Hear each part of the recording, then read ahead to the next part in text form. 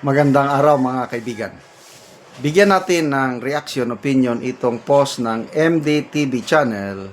Pahayag ito ni BP Sara tungkol sa nag-aakusa sa kanya na may unexplained wealth daw siya batay sa nakalagay sa kanyang salin. Sa hawak na dokumento ng mga kongreso, from 18 million lumobo to 88 million ang net worth sa salin ni BP Sara in a period of 16 years. Unexplained wealth na daw yun. Kaya ito yung hamon niya na nagbanggit ba lang, magre-resign ako if yun. Sabi niya, hinahamon ko ang kongreso na ipinpoint o idetalye nila kung saang parte ng salin ko ang questionable. Pag may nailabas kayo at napatunayan, bababa ako. Yo, magre-resign ako. Yan ang tama. Matapang. I dare you now, pati yung amo nyo, hinahamon ko. Yun ang amo nila, di si Bujidi, si Sandro Marcos. Bilis-bilisan nyong mag-imbento at gumawa ng mga hakbang laban sa akin. Alalahanin nyo, wala nang 2 taon yung poon nyo. Poon, 2 taon. Si BBM siguro, ang poon nila. Uubusin ko lahat ng salot sa gobyerno gaya ng ginawa ng tatay ko. Tandaan nyo yan. Kaya galingan ninyo. Ang ganda. Sana mapakinggan ko yung mismong pag-ano. Siguro, nabanggit niya ito doon sa interview ng mga banatero sa kanya. Uubusin ko kayo. Uubusin. Ay, ang ganda. So, ito, tingnan natin ang nag-like. 2,100 ang nag-react.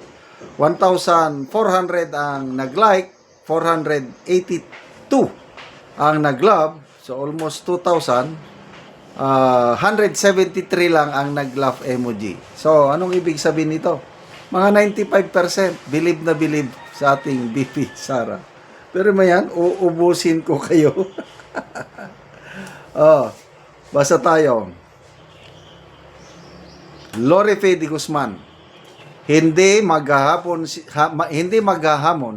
si BP Sara ng ganyan kung may itinatago siyang baho sa sarili niya. Dahil alam niya ang consequences na mangyayari sa kanya at alam niya ang totoong batas. Correct. Baby Rojas, antay lang kayo, mga madam at sir, sa tamang diskusyon sa salita. Lawyer yan, hindi basta dada ng dada. Di tulad ng iba, konting problema pa, press con kaagad. Okay, so kinompute nila yung pagtasa, no? 16 years. Tumaas ng 70 million. So, ilang million ang tinaas per year? So, halos nasa 4.5 million per year.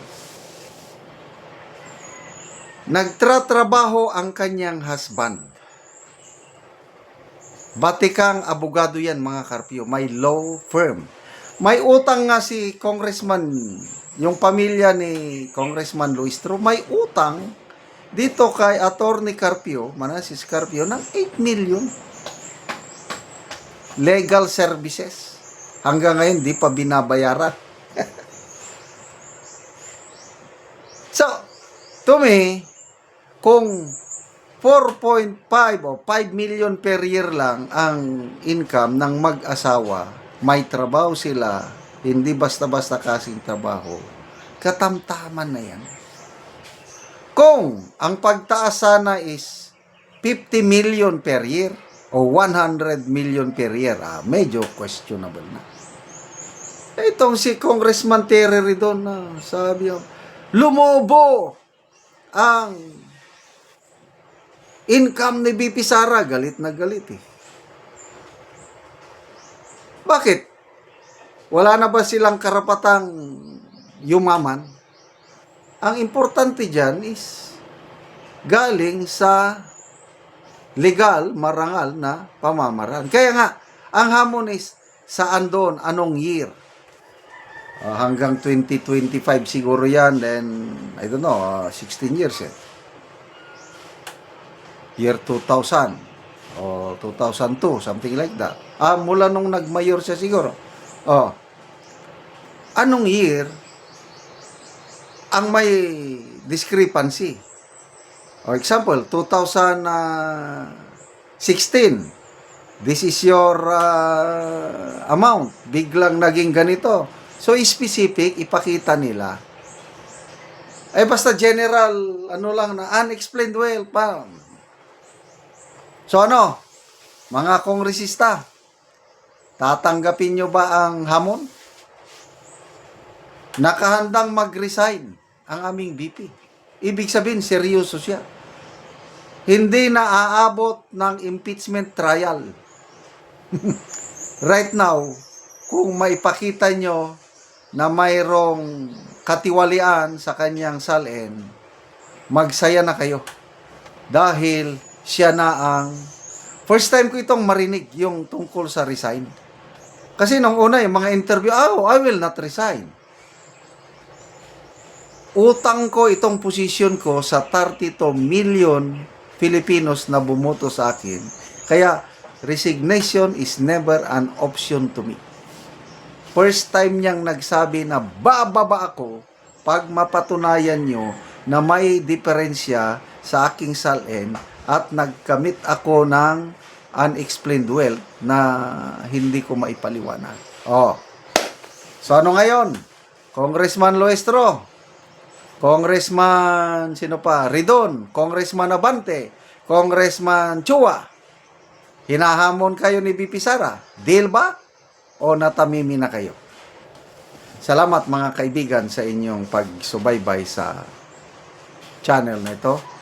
Nakakatulong kayo ng malaki sa tribong Talandig ng Bukidnon dahil ang income natin sa sweldo sa channel na ito is pantulong po sa tribo.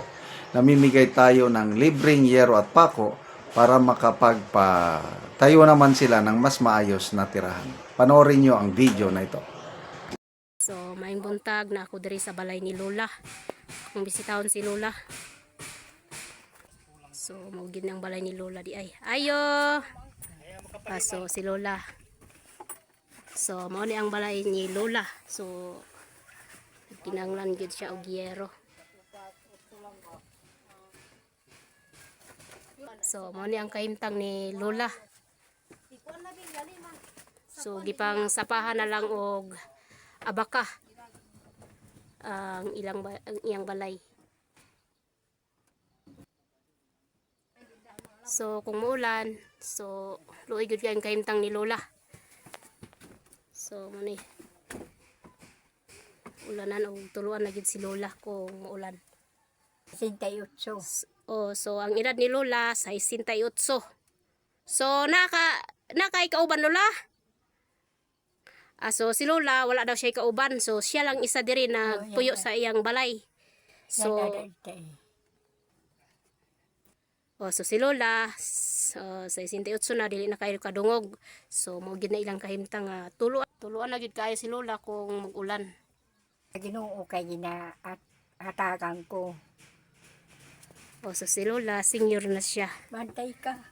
So mo ni yang anak nga motabang sa iya sa pag-atop sa iyang balay. So Doon. so tabangan niya iyang mama. Sa magsuhon.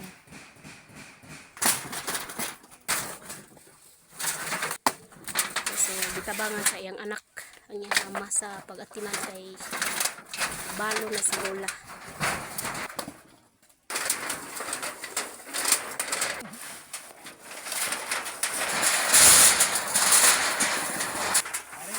So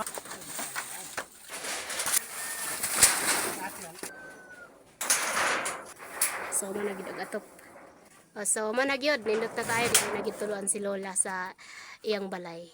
Humanagid og atop. Mata Ginoo kay nakaatop ko. Sige na, salamat po.